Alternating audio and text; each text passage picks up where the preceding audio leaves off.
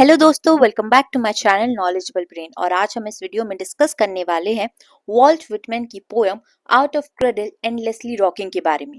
दोस्तों, मैंने ऑलरेडी इस पोयम को पिछली वीडियो में लाइन बाय लाइन एक्सप्लेन कर दिया है। पूरी पोयम एक ही वीडियो में समझाना पॉसिबल नहीं था, इसलिए इस पार्ट 2 में हम बाकी की पोयम को कवर करेंगे। तो चलिए बिना टाइम वेस्ट करे वीडियो की शुरुआत करते हैं। आगे स्पीकर कहते हैं, O madly the sea pushes upon the land with love. Sea को पर्सोनिफाई किया गया है कि वो काफी ज्यादा पैशनेट है लैंड तक पहुंचने के लिए। उसको ऐसे दिखाया गया है कि जो सी है वो लैंड से प्यार करती है, जिसकी वजह से उसे काफी जल्दी है लैंड से मिलने के लिए। रिपीटेशन ऑफ लव सजेस्ट कर रहा है पेनफुल डिजायर ऑफ लॉन्जिंग को, जो एको कर रहा है पोएट के इमोशंस। आगे पोएट कहते हैं, O night do I not see my love fluttering out among the breakers. Speaker इस लाइन में एड्रेस कर रहे हैं नाइट को, एक ऐसा मोमेंट जो डेस्परेशन और yearning का है। स्पीकर इमेजिन कर रहे हैं कि जो उनका लॉस्ट लव है वो कहीं यहीं समुंदर की वेव्स के बीच में है। परहैप्स स्पीकर को यहाँ पे हेलुसिनेशन हो रहा है, जो रिफ्लेक्ट कर रहा है उनके ग्रीफ डिल्यूजन को, कि वो इतने दुख में है कि उन्हें अपनी बिलव्ड दिख रही है, या फिर ये एक स्पिरिचुअल विजन है। आगे कहते हैं, what is that little black thing I see there in the white. Speaker को एक डार्क स्मॉल फिगर दिख रही है जो फॉर्मिक सी के बीच में है। मेटाफोरिकली यहाँ पे स्पीकर ने कहा ये ऐसी इमेज है जो स्पीकर को डराती है आज तक, जिसने स्पीकर की प्योरिटी और पीस को डिस्टर्ब कर रखा है। आगे कहते हैं, loud loud loud loud I call to you my love. Speaker यहाँ पे रो रहे हैं, इंसिस्ट कर रहे हैं कि कोई उन्हें सुने। वो चाहते हैं उनकी बिलव्ड उन्हें सुन पाए, वो अपनी लॉस्ट मेट से मिल पाए। आगे कहते हैं, high and clear I shoot my voice over the waves, surely you must know who is here you must know who I am, my love।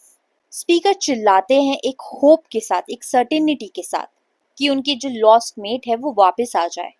ये एक एको है स्पीकर के उस दुख की जो दिखा रहे हैं स्पीकर और बिलव्ड की जुदाई, और ये कि स्पीकर अपनी बिलव्ड को, अपनी मेट को कभी नहीं भूल नहीं पाया। आगे कहते हैं, low hanging moon what is that dusky spot in your brown yellow. अब स्पीकर अपील कर रहे हैं मून से, चांद से। अगेन उसको पर्सोनिफाई कर दिया गया है कि वो लो हैंगिंग है, मतलब कि चांद काफी नीचे है, उस पर कुछ डस्की स्पॉट है जो सजेस्ट कर रहा है मेलनकॉली साइन को। चांद जो है एक रिफ्लेक्टिव मिरर बन गया है दुख दर्द की और स्पीकर की इमेजिनेशन की। आगे कहते हैं, O it is the shape of my mate, O moon do not keep her from me any longer. अब स्पीकर ये समझ रहे हैं जो चांद पे वो जो डस्की स्पॉट है, जो शेडो है, उसकी शेप बिल्कुल उनके बिलव्ड की तरह है, और वो चांद से गुजारिश कर रहे हैं कि उस स्पॉट को हाइड ना करे। ये दिखाता है स्पीकर का डिजायर कि वो अपनी बिलव्ड से रिकनेक्ट करना चाहते हैं। आगे कहते हैं, लैंड लैंड ओ लैंड। अब स्पीकर लैंड को बुला रहे हैं डेस्परेशन के साथ पूरी, ऐसा लग रहा है वो किसी डिवाइन फोर्स को जगाना चाह रहे हो। लैंड की रिपीटेशन जो है एक इमोशनल प्ली है, एक रिक्वेस्ट है, और कहते हैं, whichever way I turn O I think you could give me my mate back again if you only would. यहाँ पे स्पीकर ये कह रहे हैं कि जो लैंड है, जो अर्थ है, वो इतनी पावरफुल है कि उनके लॉस्ट बिलव्ड को वापस से रिस्टोर कर सकती है, या फिर शी बर्ड को। तो एक होप है उस दर्द के साथ साथ, जो दिखाती है स्पीकर के इनर स्ट्रगल को कि वो लॉस को कैसे एक्सेप्ट कर रहा है। आगे स्पीकर कहते हैं, for I am almost sure I see her dimly whichever way I look O rising stars. Speaker बता रहा है कि उसे अपनी बिलव्ड की यादें सताती हैं, उसकी जुदाई काफी महसूस होती है, कि वो अपनी बिलव्ड को हर जगह महसूस कर पाता है, लेकिन फेंटली, अच्छे से नहीं। शायद वो एक ग्रीफ या फिर हेलोसिनेशन या होप का सिंबल है। और स्टार सिंबलाइज कर रहे हैं सोल, होप और रेजरेक्शन को। स्पीकर जो है हेवन से अपील कर रहा है किसी साइन के लिए कि क्या वो कभी भी अपनी बिलव्ड से मिल पाएगा, कभी उसे वो कंफर्ट मिल पाएगा वापस। और कहता है आगे, perhaps the one I want so much will rise with someone of you. ये एक ब्यूटीफुल मेटाफोर है जो बता रहा है कि स्पीकर की ये इच्छा है कि वो जो लॉस्ट सोल है वो तारों के बीच में से आ जाए। ये आफ्टर लाइफ को दिखा रहा है। आगे स्पीकर कहते हैं, ओ थ्रॉट, ओ ट्रम्बलिंग थ्रॉट। थ्रॉट जो है रेफर कर रहा है ही बर्ड को, मेल बर्ड को, जो कि अगेन मेटाफोर है विटमैन की खुद की पोएटिक वॉइस का। और ट्रमलिंग रिफ्लेक्ट कर रही है ग्रीफ को, वल्नरेबिलिटी और इमोशनल इंटेंसिटी को। आगे कहते हैं sound clearer through the atmosphere. यहाँ पे स्पीकर की रिक्वेस्ट है कि जो बर्ड सॉन्ग है यानी कि जो पोएटिक वॉइस है वो लोगों तक पहुंच जाए और लोगों को सुनाई दे। यहाँ पे स्पीकर ये कहना चाह रहे हैं कि आर्ट वो जरिया है जो लोगों को कनेक्ट करता है और उनके साथ भी कनेक्ट करता है जो कहीं खो गए हैं। Pierce the words the earth, somewhere listening to catch you must be the one I want. Poet voice को कह रहा है कि वो ट्रैवल करे सारे बैरियर्स को तोड़कर और हर एक सोल तक पहुंचे। ये लाइन सजेस्ट करती है कि डेथ जो है वो एंड नहीं है। स्पीकर जो है एक कनेक्शन को महसूस कर पा रहा है इवन दो फिजिकल रियलिटी उसमें नहीं है। एक होप है स्पीकर के मन में कि जो लॉस्ट बिलव्ड है वो इस चीज को सुन सके और शायद रिस्पॉन्ड भी करे। आगे स्पीकर कहते हैं shake out carols solitary here the night's carols carol of lonesome love death's carol carols under that lagging yellow warning moon, oh, under that moon where she drops almost drowned into the sea. Oh, reckless, despairing carols, but soft sink low, soft let me murmur, and do you wait a moment you husky noise see? For somewhere I believe I heard my maid responding to me so faint I must be still to listen. But not altogether still, for then she might not come immediately to me. दोस्तों ये जो lines है ये एक साथ एक आदेश भी है और एक शोक भी। स्पीकर चाहता है दर्द और प्रेम का, लव का एक सॉन्ग जो उसके अंदर के दर्द और उदासी को, उसकी बेचैनी को चांद की रोशनी के नीचे बयां करे। लेकिन बाद में जो टोन है पोयम की वो सॉफ्ट हो जाती है, जो पीस और काइंडनेस की तरफ ले जाती है। ये पूरा मोमेंट एक इंटरनल स्ट्रगल दिखाता है। एक तरफ तो जोर से अपना दर्द को पुकारना है और दूसरी तरफ एक उम्मीद भी है कि जो चला गया है, जो बिलव्ड उसकी जिंदगी से चली गई है, वो शायद उसके दर्द को सुन भी ले। तो ये एक टेंशन दिखा रही है लाइंस कि स्पीकर शाउट कर रहा है दुख में और साथ ही साथ उसके पास एक होप है कि उसकी बिलव्ड उसे सुनेगी। आगे स्पीकर कहते हैं hither my love here I am here with this just sustained note I announce myself to you. This gentle call is for you my love for you. Speaker यहाँ पे gently बोल रहे हैं। हो सकता है उन्होंने कुछ सुना हो कि कोई एको सुनी हो या फिर उन्होंने इमेजिन किया हो अपनी बिलव्ड का रिस्पॉन्स। ये मोमेंट थोड़ा गोस्टली सा है। स्पीकर ने अपने आप को जस्ट सस्टेन नोट अनाउंस करा है जो कि एक मेटाफोर है पोएम का ही, जो कनेक्शन को भी दिखाता है और दुख को भी। तो इस लाइंस में स्पीकर ने जो वॉइस दी है वो अनस्पीकेबल लॉस को दी है। स्पीकर की जर्नी तो काफी लाउड है लेकिन उसकी मॉर्निंग क्वाइट है।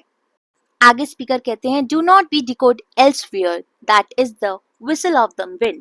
It is not my voice that is fluttering, the fluttering of the spray. Those are the shadow of leaves.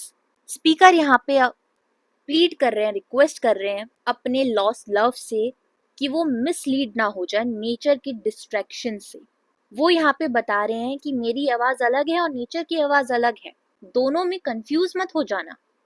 और शायद स्पीकर की जो बिलव्ड है नेचर की वॉइस को स्पीकर की वॉइस समझ ले। ये लाइंस दिखाती है एक डेस्परेशन को, एक दुख दर्द को कि स्पीकर अपनी बिलव्ड से कैसे रिकनेक्ट करना चाहता है अक्रॉस डेथ और डिस्टेंस। आगे स्पीकर कहते हैं O darkness O in vain O I am very sick and sorrowful. ये जो रिपीटेशन है यहाँ पे इन लाइन में ओ का, ये एम्फसाइज कर रहा है डीप इमोशनल एगोनी को, सजेस्ट कर रहा है कि जो स्पीकर है वो फिजिकली और इमोशनली दोनों तरीके से सफर कर रहा है इस जुदाई की वजह से। और आगे कहता है O brown halo in the sky near the moon dropping upon the sea O trouble reflection in the sea. ये जो ब्राउन हेलो है ये रिफर कर सकता है डेथ को या फिर फेडिंग मेमोरी को स्पीकर की बिलव्ड की। ये जो रिफ्लेक्शन है कि सी इज ट्रबल, ये मेटाफोर है कि स्पीकर के अंदर इंटरनल स्ट्रगल चल रहा है। दोनों आसमान और समुंदर जो है स्पीकर के ग्रीफ को, उसके दुख दर्द को रिफ्लेक्ट कर रहे हैं। ज्यादातर वॉल्ट व्हिटमैन नेचर को अपने इमोशंस के साथ कनेक्ट करते हैं अपनी पोएम्स में। आगे कहते हैं O throat O throbbing heart and I singing uselessly all the night. यहाँ पे स्पीकर बता रहा है कि जो उनका थ्रॉट है, उनका जो हार्ट है, दोनों में दर्द हो रहा है रो रो के, क्योंकि वो पूरी रात सिंग कर रहे हैं, आवाजें लगा रहे हैं अपनी बिलव्ड को, यूजलेसली एक्सप्रेस कर रहा है होपलेसनेस को कि जो स्पीकर की वॉइस है वो उसकी बिलव्ड को वापस नहीं ला सकती। आगे स्पीकर कहते हैं, O past, O happy life, O songs of joy, in the air, in the words over field, love love love love love, but my mate no more with me, we two together no more. ये line जो है recollection है speaker की joyful memories का। Speaker का जो past है वो लव, म्यूजिक और नेचर से भरा हुआ है। ये जो रिपुटेशन है लव्ड का, ये दिखाता है कि स्पीकर की जिंदगी में पहले काफी खुशियां थी, लेकिन अब सिर्फ लॉस है। तो इन लाइनों में कॉन्ट्रास्ट देखने को मिल रहा है पास्ट जॉय और प्रेजेंट ग्रीफ का। वी टू टुगेदर नो मोर एक क्लियर और हार्ट ब्रेकिंग एंड है कि अब स्पीकर और उनकी बिलव्ड एक साथ नहीं है। आगे स्पीकर कहते हैं, द आर सिंकिंग, यानी कि जो बर्ड की उदासी है, दुख है, दुखी भरा सॉन्ग है, जो सिंबल है ग्रीफ, लव और लॉस का, वो अब फेड हो रहा है। पॉसिबली ये सिग्निफाई करता है एंड ऑफ लाइफ को। आगे कहते हैं, all else continuing the stars shining. यहाँ पे स्पीकर कह रहे हैं और जो सॉन्ग था वो फेड हो रहा है, लेकिन जिंदगी चलती रहती है, नेचर चेंज नहीं होती, तारे तभी भी आसमान में चमकते हैं। आगे कहते हैं, the winds blowing the notes of the bird continuous echoing। Nature अपने आप को रिपीट करता रहता है। बर्ड का जो गाना है वो शायद चला भी जाए, लेकिन जो उसकी एको है वो नेचर में हमेशा रहती है, एक याद बन के। With angry moans and the fierce old mother incessantly moaning. ये लाइन पर्सोनिफाई करती है सी को, कि वो अभी भी दुख में डूबी हुई है। सी को एज अ मदर कहा है यहाँ पे पोएट ने, क्योंकि सी जो है पोएम की शुरुआत से लेकर एंड तक है, जो दोनों है, क्रिएशन भी और डिस्ट्रक्शन भी। आगे कहते हैं, on the sand of Paumanok शोज ग्रे एंड रेसलिंग। पामोनाक जो है लॉन्ग आइलैंड को बोला जाता है, जो वॉल्ट विटमैन की बर्थ प्लेस है। तो उसकी इमेज को यहाँ पे पोएट ने दिखाया है एज ग्रे सैंड रसलिंग, यानी कि ये जो सॉन्ग था ये पोएटिक वॉइस थी, एक रिफ्लेक्शन बन गया पोएट के लिए। आगे कहते हैं, the yellow half moon angle sagging down drooping the face of the sea almost touching. ये लाइन दिखाती है मेलनकॉली मूड को, दिखाती है कि जो आसमान और समुंदर है आपस में एक हो जाते हैं। यहाँ पे एक यूनियन दिखाया गया है दो अपोजिट चीजों का, या फिर ये भी सजेस्ट कर सकता है कि जो डेथ है वो काफी करीब है। आगे कहते हैं, the boy ecstatic with his bare feet the waves with his hair the atmosphere डालिंग।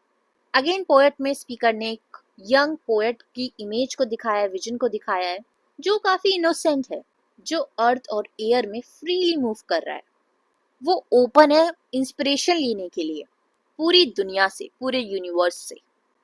The love in the heart long pent, now loose, now at last, tumultuously bursting। ये लाइन रिवील करती है पोएट्स अवेकनिंग को, कि जो चीज पहले एक छुपी हुई थी वो बाहर आ गई। परहैप्स आर्टिस्टिक कॉलिंग है ये, या कोई deep emotional truth. The aria's meaning the ears the soul swiftly deposited.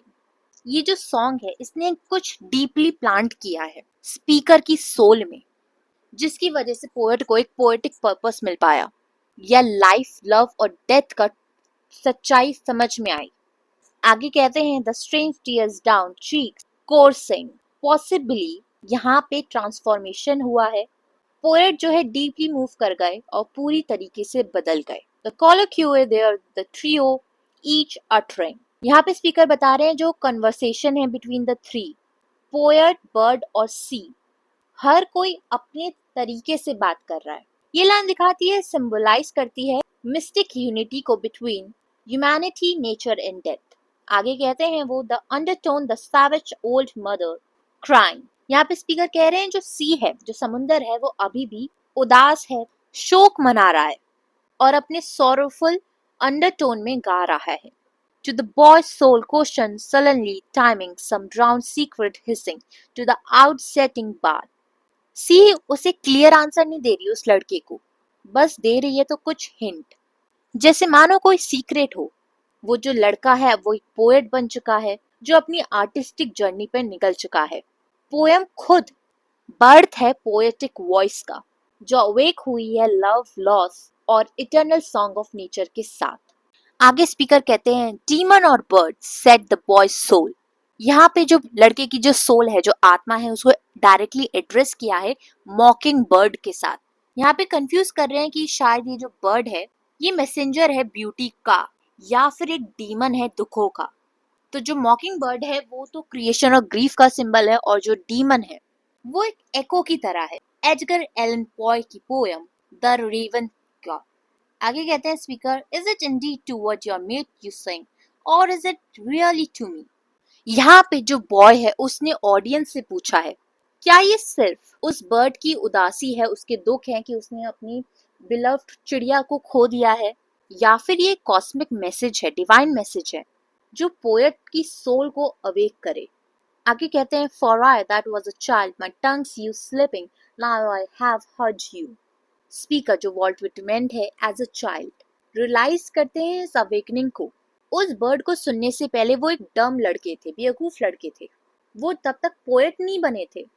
My tongue you slipping एक मेटाफोर है कि स्पीकर के पास कोई क्रिएटिव कॉन्शियसनेस या फिर पोएटिक पावर नहीं थी। आगे कहते हैं, now in a moment I know what I am for I wake. अब जो बॉय है वो अपनी आइडेंटिटी को समझ चुका है, वो एक पोएट बन गया, एक इंटरप्रेटर बन गया of grief love and nature. I awake again एक स्पिरिचुअल अवेकनिंग को दिखाता है। और आगे स्पीकर कहते हैं, and already a thousand singers thousand songs clearer louder and more sorrowful than yours. जब एक बार जो स्पीकर के अंदर अवेकनिंग हुई तो उन्होंने जाना है बहुत सारी पोएटिक वॉइसेस है उनकी चारों तरफ, और अब स्पीकर हायर ट्रुथ और डीपर सोरोस को लोगों तक पहुंचाएगा। मॉकिंग बर्ड पोएट की आइडेंटिटी बन गई। A thousand babbling echoes have started to life within me, never to die.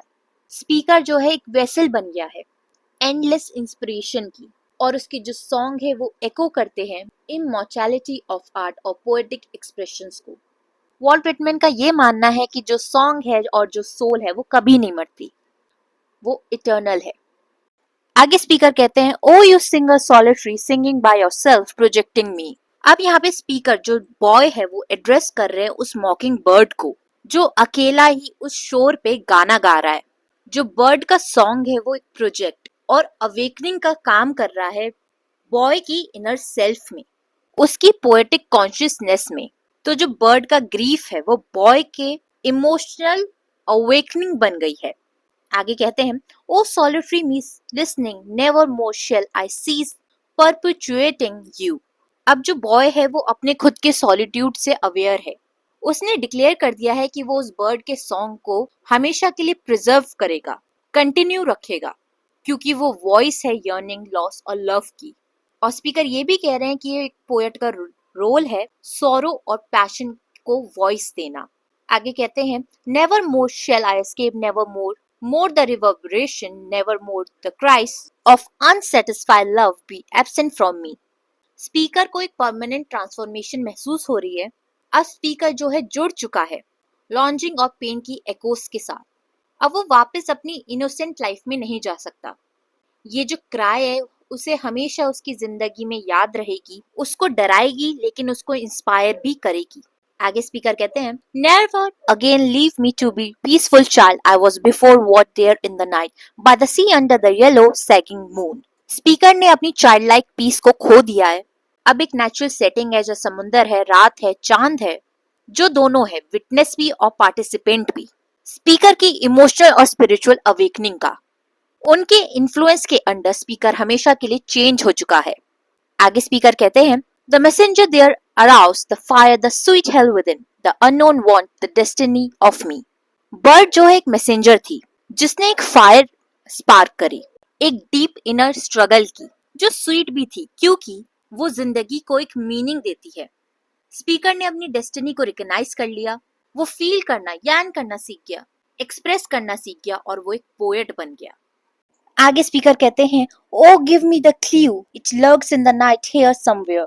Speaker जो है डेस्परेटली एक क्लू की मांग कर रहे हैं, एक ऐसा क्लू जो उन्हें समझा सके कि इन सब जुदाई, इन सब दुख दर्द के पीछे का रीजन क्या है। वो ट्रुथ और अंडरस्टैंडिंग को सेंस कर सकते हैं डार्कनेस में, और वो वेट कर रहे हैं कि उन्हें सच्चाई कभी ना कभी तो डिस्कवर होगी। आगे कहते हैं, O if I am to have so much let me have more. अगर स्पीकर की जिंदगी में डीप इमोशनल और स्पिरिचुअल एक्सपीरियंस इतने लिखे हैं, वो चाहते हैं कि जितना मेरे को मिला है उससे ज्यादा फिर मुझे मिले। स्पीकर को बस एक ग्लिम्स नहीं चाहिए, उसको पूरी सच्चाई चाहिए, चाहे वो कितनी भी पेनफुल हो। A word then for I will conquer it. Speaker demand कर रहा है एक सिंगल वर्ड के लिए, एक सिंगल शब्द के लिए, जो वो उसे ये सीक्रेट का मतलब समझा सके। वो समझना चाहता है ताकि वो उसमें मास्टर बन सके। The world final superior to all. Speaker को अल्टीमेट ट्रुथ चाहिए, एक ऐसा वर्ड जो सप्रेस कर दे बाकी सारे मतलबों को, कुछ ऐसा जो इटर्नल हो, प्रोफाउंड हो। Subtle centre, what is it? I listen. Speaker को फील हो रहा है कि ये जो वर्ड है, ये जो ट्रुथ है, ये सामने आ रहा है नेचर के जरिए, और शायद स्पीकर के खुद के जरिए, स्पीकर की अंतरात्मा से। तो स्पीकर रुक जाता है सुनने के लिए, जो ये दिखाती है कि जो हमें अल्टीमेट ट्रुथ चाहिए तो हमें साइलेंस की जरूरत है ताकि हम उस ट्रुथ को समझ सके। आगे कहते हैं, are you whispering it and have been all the time you see waves. अब स्पीकर जो है समुंदर की तरफ आता है। वो कहता है कि समुंदर, तुम तो सारे सच जानते हो और तुम उसको विस्पर भी करते हो जेंटली। ये जो लहरें है समुंदर की, ये वॉइस है यूनिवर्स की। Is it that from your liquid rims and wet sand? यहाँ पे वो क्वेश्चन करता है समुंदर से, जो सच्चाइयां है, यूनिवर्सल ट्रुथ है, क्या वो समुंदर के एजेस पर है, उस एजेस पे जहाँ पे लैंड और सी एक साथ मिलती हो। वेयर टू आंसरिंग द सी। सी भी रिस्पॉन्ड करती है, लाउडली नहीं लेकिन काम और सर्टेनिटी के साथ, क्योंकि नेचर हमेशा जवाब देता है। Delaying not, hurrying not. Sea हमेशा अपने ट्रुथ को रिवील करती है अपने खुद के टाइम पर। वो रश नहीं करती, वो हेजिटेट नहीं करती जवाब देने में, लेकिन वो अपने टाइम पर जवाब देगी। Whispered me through the night and very plainly before daybreak। यहाँ पे स्पीकर बोल रहे हैं कि सी ने फाइनली ट्रुथ को रिवील करा, वर्ड्स के जरिए नहीं बल्कि रात में विस्पर करके, बहुत ही क्लियरली, सूरज उगने से पहले। ये सजेस्ट करता है लाइट आफ्टर डार्कनेस, साथ ही साथ पोएटिक इंसाइट जिसका जन्म हुआ है दुख दर्द के वजह से। आगे स्पीकर कहते हैं, lips to me the low and delicious word death. Sea को यहाँ पे पर्सोनिफाई किया है कि उसने धीरे से विस्पर किया डेथ, जो कि टेंडर है लेकिन टेरिफाइंग नहीं। ये जो वर्ड है डिलीशियस, ये थोड़ा शॉकिंग है, लेकिन ये स्पीकर के लिए कोई डरावनी चीज नहीं है, बल्कि एक अट्रैक्टिव चीज है, क्योंकि स्पीकर के अकॉर्डिंग जो डेथ है वो एक सफर है, एक जर्नी है, जो उसे उसके प्यार और सच्चाई की तरफ ले जाती है। आगे कहते हैं, and again death death death death. Repetition of death emphasise करता है कि जो डेथ है वो इनएविटेबल है। Hissing melodious neither like the bird nor like my aroused child's heart. जो डेथ है उसकी साउंड को डिस्क्राइब करा है एज अ हिसिंग मेलोडियस, जो कि स्ट्रेंज ब्लेंड है ब्यूटी और थ्रेड का, और कॉन्ट्रास्ट भी है बर्ड सॉन्ग और चाइल्ड्स अवेकनिंग के साथ। आगे कहते हैं, but edging near is privately for me rustling at my feet. जो डेथ है वो स्पीकर के करीब आती है, इंटीमेटली और क्वाइटली। ऐसा लग रहा है कि जैसे डेथ सिर्फ उसके लिए है। रस्लिंग एट माई फीट जो है वो बताता है एक क्रीपिंग प्रेजेंस को जो अवॉइड नहीं कर सकते हम। Creeping then steadily up to my ears and laving me softly all over, death death death death death। यहाँ पे स्पीकर ने दिखाया है कि जो डेथ है वो एक क्लेंजिंग, एक इंटीमेट यहाँ पर पोर्ट्रे करी है कि वो फीट से मूव करके आगे ऊपर आती है, उसकी बॉडी को प्रिपेयर करती है, बॉडी और सोल को ट्रांसफॉर्म होने में। और स्पीकर डेथ को एक्सेप्ट भी करते हैं और एम्ब्रेस भी करते हैं, क्योंकि डेथ जिंदगी का ही एक पार्ट है, पार्ट ऑफ लाइफ, आर्ट और आइडेंटिटी। आगे स्पीकर कहते हैं, which I do not forget. Speaker बोल रहे हैं कि वो कभी भी नेचर का जो एक्सपीरियंस था, जो बीच पे एक्सपीरियंस था, उसको कभी नहीं भूलेंगे। ये एक्सपीरियंस उनके दिलो दिमाग में बैठ चुका है। But fuse the song of my dusky demon and brother. यहाँ पे उन्होंने मर्ज किया है, फ्यूज किया है बर्ड के सॉन्ग को अपने सॉन्ग के साथ। डस्की डीमन जो है वो बर्ड है जो मॉर्नफुल सॉन्ग गा रही है, लेकिन उसने स्पीकर को अवेक किया है डीपर ट्रुथ के साथ। आगे कहते हैं, that he saying to me in the moonlight on Paumanok grey speech. Again speaker जो है रिकॉल कर रहे हैं उस मोमेंट को जहां उन्हें पोएटिक और एग्जिस्टेंशनल अवेकनिंग मिली थी, with a thousand responsive song at random। और उस मोमेंट के बाद उनके अंदर काउंटलेस सॉन्ग्स जो है वो मर्ज हो चुके हैं। आगे कहते हैं, my own song awake from that hour. वो रात थी जब ट्रिगर हुआ था उनकी आइडेंटिटी का जन्म एज अ पोएट, और उनकी जो वॉइस है उसने फॉर्म लेना शुरू करा था। And with them the key the word up from the waves. और ये जो सारे सॉन्ग्स हैं ये उस एक सेंट्रल आइडिया से कनेक्टेड हैं, वो वर्ड जो समुंदर ने मेरे कानों में विस्पर किया था, the word of the sweetest song and all songs. और ये वो वर्ड है जिसमें एक एसेंस थी, पोएटिक एक्सप्रेशन की। आगे कहते हैं, that strong and delicious word which creeping to my feet. उस वर्ड ने उनके तरफ अप्रोच किया था जेंटली लेकिन स्ट्रांगली, बिल्कुल वैसे ही जैसे एक वेव या लुलाबाई, कोई लोरी होती है जो स्वीट भी होती है और पावरफुल भी होती है। Or like some old crone rocking the cradle swathed in sweet garments bending aside। ये एक सिमिली है, डेथ को पर्सोनिफाई किया गया है एज अ ओल्ड वुमेन जो मदरली भी है, जेंटल भी है, न्यूचरिंग भी है और कंफर्टिंग भी है। द सी विस्पर्ड मी। सी जो है वो टाइमलेस है, वाइस ऑरिकल है जिसने विस्पर किया था डेथ, जो अल्टीमेट ट्रुथ है, अल्टीमेट आंसर है स्पीकर की जुदाई का, स्पीकर के गम का, स्पीकर के सारे दुखों का, और सोर्स है पोएटिक वॉइस का। यहीं पे पोएम फाइनली खत्म हो जाती है। आई होप आपको ये पोएम पूरी तरीके से समझ आ गई हो, और वीडियोस देखने के लिए चैनल को लाइक करें, शेयर करें और सब्सक्राइब करना ना भूलें।